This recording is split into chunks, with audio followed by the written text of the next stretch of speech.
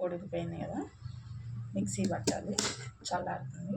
ఈలోపు ఆనియన్స్ టమాటాలు కట్ చేసుకుందాం.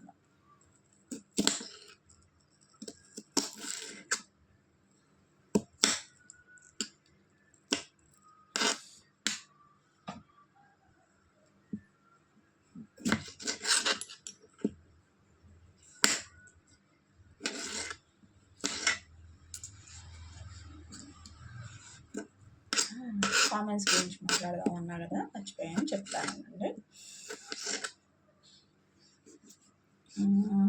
పేరు ఇప్పుడే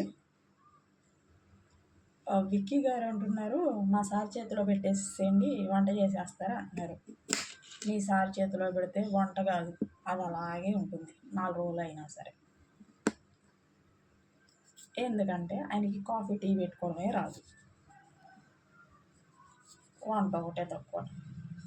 ఒకవేళ బై ఛాన్స్ ఆయనతో చేయించామనుకో, తిన్నాక మనం ఉండాలిగా. పద్మిని వీడియో కోసం వంట చేస్తున్నా, రోజు మా బావే చేస్తున్నాడుగా అంటుంది. అమ్మ తల్లి, మీ బావ వంట చేస్తున్నాడా? ఒక రోజున మీ బావతో వంట చేయించి నీకు పెడతా. నువ్వే నాకు పెద్ద శత్రువు, తెల్లారి బతుకుంటే చూద్దాం. అండ్ ఇంకొకరిది వాసు సార్ విక్కీ అని అంటున్నారు. అంటే శివ సార్తో చేపించమంటున్నారా అని అడుగుతున్నారు విక్కీ గారిని.